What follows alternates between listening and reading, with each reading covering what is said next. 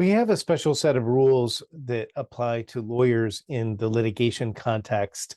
And one of those is Rule 3.7, which is about situations where a lawyer who's representing one side in a case actually ends up taking the witness stand to testify about something at trial. We've met this issue before when we were talking about conflicts of interest, that normally this would present a conflict and the lawyer should not serve as the advocate. But we have a special rule about it, which is Model Rule 3.7, and that's what we're going to talk about briefly in this video, as well as some of the exceptions to the rule. I'm Drew Stevenson. This is for my professional responsibility class. Let's dive in. And the rule basically says, in section A, the lawyer shall not act as an advocate at a trial in which the lawyer is likely to be a necessary witness. In other words, instead of saying you can't be a witness, it says if you knew you were going to be the witness, you shouldn't have been the lawyer doing the trial. And then we have basically three factors, and you have to meet one of these three in order to qualify for one of the exceptions.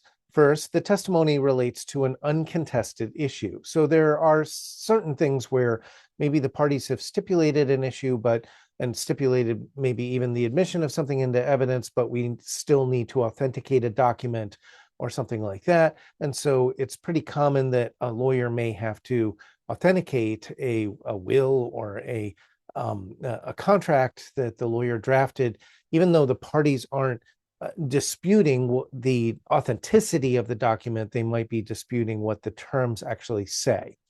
And so the second one is when the testimony relates to the nature and value of legal services rendered in the case. So it's pretty common in litigation at the end of the case for the prevailing side to ask for attorney's fees. And sometimes if you have a loser pays statute like we have in Texas, you could end up with this in a lot of personal injury cases as well.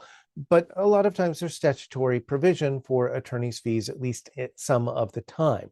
Well, in that type of case, we have the lawyer who's going to get the attorney's fees to supply their affidavits and so forth about their billing, and they have to often take the stand and be cross-examined about the hours for which they seek to be paid or compensated. And so that doesn't really go to the merits of the case. It's just the lawyer having to basically testify about the amount of attorney's fees that they're actually owed if the court decides that the prevailing party does get attorney's fees. And third, the disqualification of the lawyer would work substantial hardship on the client. So sometimes we have a situation where there really is no other way. There is only one witness, and for whatever reason, only one lawyer who is willing to do the case or provide representation. That's very rare.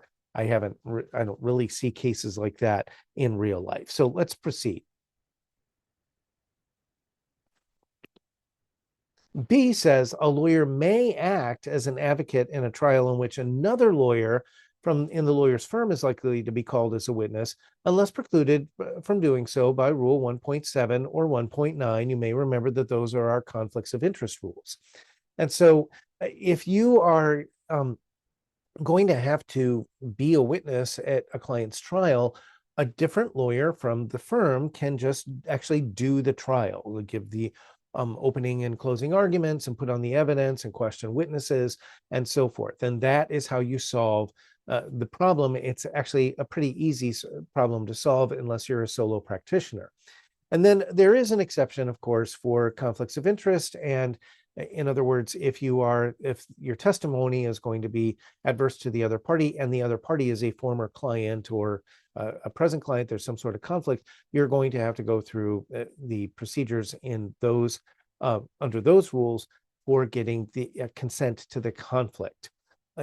Or it could be that the lawyer who is going to be the witness is going to exert too much influence over the lawyer conducting the trial.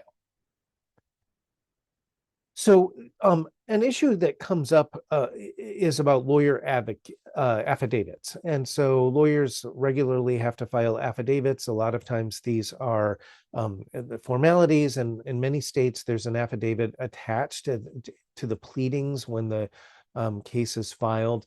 That's not going to count, even though affidavits do technically make the person a witness in the case. These sort of formality affidavits often won't. So the advocate witness rule does apply to a lawyer's testimony if it's in the form of a written affidavit. Even so, not all affidavits filed by a lawyer will implicate the rule, and whether Rule 3.7 is implicated depends on the affidavit's content and how the particular jurisdiction interprets the rule.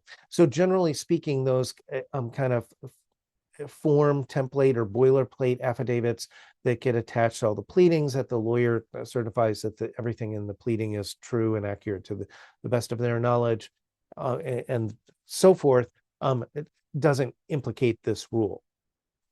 As we said, that sometimes lawyers have to testify about the value of their fees. And here I have a picture of a sort of form template for attorney's fees, and how much the lawyer's fees are.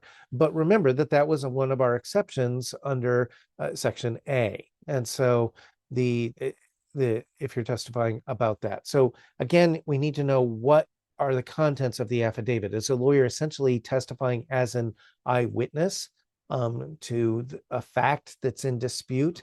In that case, then we have a problem and the lawyer shouldn't be doing the trial. Okay, I'm going to give you a couple quick examples of real cases, just so you can understand how this has worked in practice. Now, this first one's from West Virginia in 1992, and it's the state in relation to Carr versus McCarty. And basically, we had a prosecutor whose testimony was necessary to establish the chain of custody of some taped telephone conversations.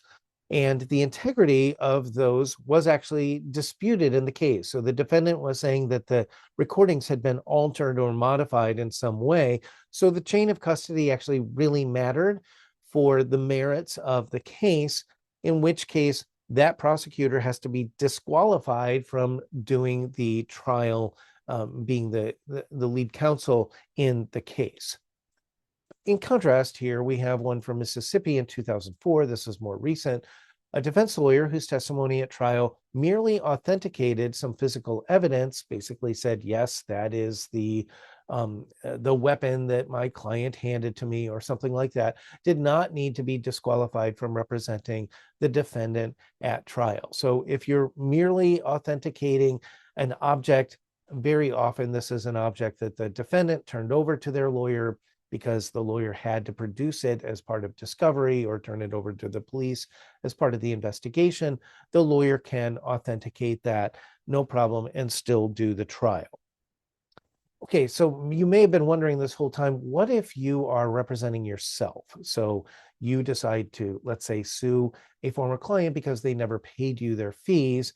What about a pro se lawyer? So a lawyer is one of the parties, and because they're a lawyer, they don't need to hire another lawyer. They figure, well, the advocate witness rule does not apply to that specific type of scenario. The pro se lawyer litigant. Courts generally allow lawyers to represent themselves, even when they are likely to also be a necessary witness in the case. And this is an older case from the 1980s, Duncan v. Poitras, I think I'm saying that right, from the 11th Circuit. And that concludes our brief lecture about ABA Model Rule 3.7.